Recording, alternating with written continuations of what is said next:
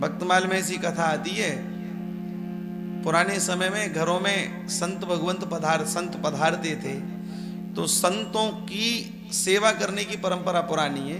ठाकुर बटुआ साथ होता था, ठाकुर जी को संग लेकर के संत चलते थे, जहां पर जाते आसन पर सिंहासन पर ठाकुर जी को विराजमान करना, सेवा का विस्तार करना।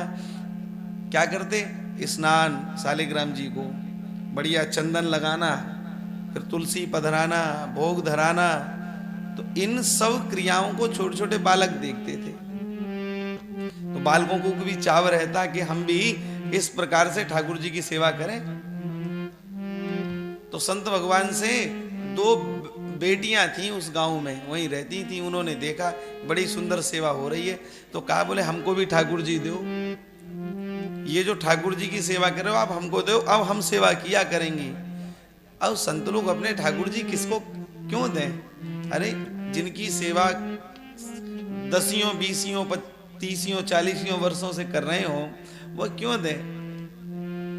तो इन दोनों बेटियों ने जब जोर दिया तो संतों ने एक चिकना सा पत्थर ढूंढा और अपने सिंहासन पर विराजमान करके ठाकुर जी के उनसे कहा, हाँ बताओ राजा ठाकुर लेगी कि सिपाही ठाकुर? राजा ठाकुर। बोले ये क्या होते हैं? बोले राजा ठाकुर बड़े होते हैं, ऊंचे सिंहासन पर बैठते हैं, और सिपाही ठाकुर होते हैं वह नीचे बैठते हैं। आपने ठाकुर जी नीचे बिठा दिए।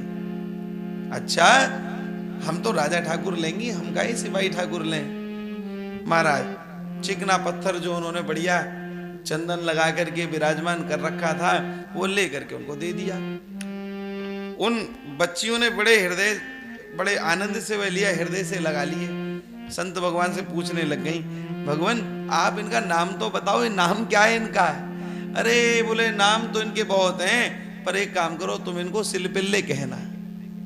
सिलपिल्ले। बाद में जो है इन्होंने खूब सेवा करी। ऐसा बताते हैं एक लड़की का ब्याह हुआ उनमें से, बड़े होकर के खूब लाड़ से सेवा करती थी।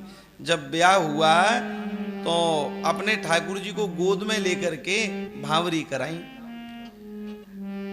अब वो बैलगाड़ी में विदा हुई तो पति भी बैठा बैलगाड़ी में और वह भी बैठी।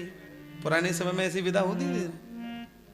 तो पति बार बार सोचे कि मेरी ओर नहीं देख रही, जरा कहां देख रही है, मुझे देखे। अब वो ठाकुर जी से ऐसी जुड़ी हुई थी क्या पूछो।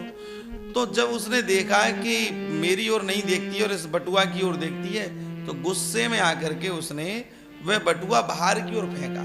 संजोग से उस समय बैलगाड़ी एक पुल पर निकल रही थी और वह ठाकुर बटुआ नदी के जल में, और जो नदी का जल बह रहा था महाराज उसमें पहुंच गया।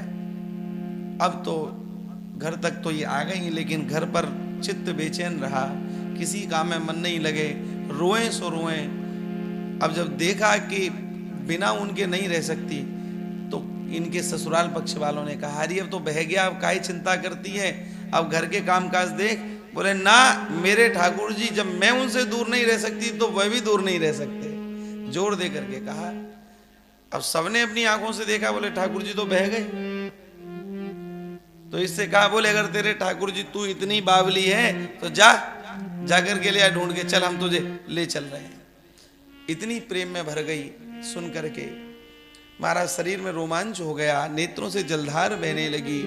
नदी के किनारे आई, घुटने केवल बैठ गई और एक बार हाथ आगे करके कही, मेरे सिलपिल्ले कहां चले गए, आओ और मेरे हृदय से लग जाओ नाथ। इतना कहते ही महाराज प्रत्यक्ष सबने चमत्कार देखा कि श्री ठाकुर जी का जो बटुआ है शालिग्राम जी का, वो नदी में से तैरता हुआ इनकी ओर आ गया। अद्भुत घटना, चमत्कार होने वाली घटना जब सबने देखी तो विमुख लोग भी ठाकुर जी के सम्मुख हो गए।